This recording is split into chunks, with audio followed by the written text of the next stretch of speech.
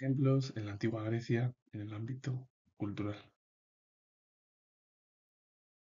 Simónides de Amorgos fue poeta griego, considerado el creador de la sátira moral y filosófica. Nació en la isla de Samos, marchó a la de Amorgos, al frente de una colonia. Se han conservado de él 29 fragmentos, el más extenso de los cuales fue una sátira contra las mujeres. Y de ahí la obra Sátira contra las mujeres. Claro, si nosotros hace en el siglo XIX, sin realizar una serie de cimentos, pues intentaron construir con el objetivo de que ambos sexos, hombres y mujeres, tuviesen las mismas oportunidades en cualquier ámbito, ya sea en las ciencias sociales o en las ciencias o en cualquier otro ámbito laboral. Y encima, si el propio Simónides de Amorgos realizó unas sátiras, algo además muy criticable, porque claro, tampoco se entiende, porque si lo que se pedía era una sociedad al final igualitaria y de todo y de recuperar las ideas democráticas o de democracia como nacieron en la antigua Grecia, que luego al final la antigua Roma las desvió un poco. Si hoy en día una mujer que intenta acceder a puestos importantes en cualquier ámbito laboral sigue teniendo muchas trabas, porque siguen predominando hombres, claro, yo me imagino que si una mujer hiciese una sátira sobre los hombres criticándola, o bueno, no criticando, sino una sátira, es decir, algo satírico contra el sexo masculino. Entonces ya, si antiguamente ya era un delito, se prohibía, y encima además las mujeres en el mundo occidental, en todos los ámbitos, han quedado olvidadas, no solo en España, sino en todo lo que es la cultura occidental. mm, claro, la pregunta es, siendo historiador, si hemos creado una sociedad de hace 2 siglos con el objetivo de que fuésemos igualitarios, que pudiésemos acceder mujeres y hombres a cualquier puesto de trabajo, dependiendo de nuestra formación, todo ello, si al final lo que se está siguiendo es el mismo ritual o la misma estructura de hace del siglo XIX, que era solo los hombres, y que continúa el siglo XXI, porque claro, ¿cuántas mujeres hay? Pues se pueden contar con los dedos, muy pocas, en ámbitos institucionales importantes, pero muy pocos ejemplos.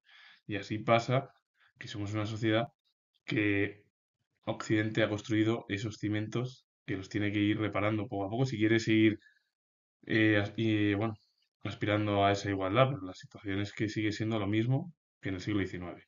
Arquíloco de Paros fue poeta lírico griego, de padre noble y madre esclava, perdió su fortuna y estuvo arruinado durante gran parte de su vida e incluso tuvo que servir como mercenario para subsistir. Rechazado por la sociedad y por su amada Neobule, hizo de ello tema de su poesía, cruda, satírica, siendo el primer poeta de la antigüedad en tomar la propia vida como referente poético. Su poesía fue de gran sinceridad y destacó como formalmente por el uso del metro yámbico para temas satíricos, razón por la cual se le consideró uno de los principales renovadores de esta forma. También escribió himnos y elegías, pero del total de su obra se nos han conservado algunos fragmentos. Y por ejemplo, la obra que es Jambos, que bueno, fueron su propia obra, los Jambos fueron prohibidos en Esparta, ya que iban dirigidos a su propia amada esposa, Neobule, y a su padre, y le acusaron de haber inducido a ambos al suicidio. Alquíloco de Paros fue un hombre, bueno, pues que estuvo casi en contra de la propia sociedad y luego también por su propio comportamiento, porque Alquíloco llevó a cabo una serie de críticas contra su propia amada, Neobule, y encima además, una de las obras que la prohibieron en Esparta, pues que fue Yambos, porque fue dirigido a su propia amada, Neobule, y a su padre y tal, y que según esa obra bueno, había inducido al suicidio de ambos, y bueno, eso provocó un hombre, bueno, pues como Arquíloco de Paros, que fue ser rechazado, pero también él mismo provocó ese mismo rechazo en la sociedad.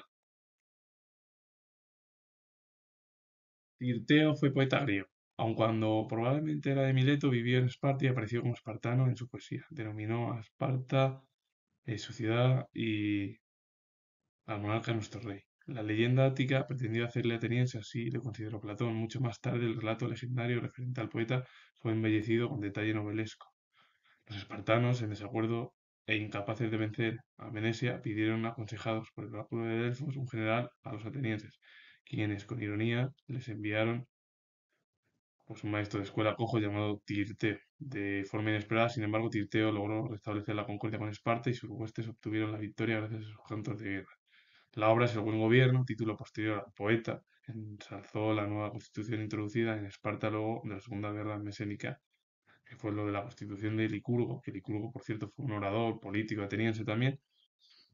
Y Tirtea al final lo que fue es un poeta griego que muchos lo consideraron que, aunque él nació en Mileto, era espartano, era de Esparta, aunque otros, como Platón, dijeron no, que había sido ateniense, pues que tenía rasgos de Atenas, pero vamos, Tirteo era prácticamente una especie de como de, a lo mejor poeta mitológico, aunque sin serlo, porque existió. Y bueno, dejó huella en la literatura y sobre todo la mitología también, literaria, del momento. Y más, pues, como le embellecieron, con detalles novelescos. Y claro, al final, pues, un escritor que dejó huella en el ámbito griego. Así que con ello finalizo. Comentar que soy historiador y si os gusta este vídeo relacionado con el mundo cultural en la antigua Grecia, darle a like, suscribiros, comentar. Y vuelvo a repetir que soy historiador y nos vemos en el próximo vídeo.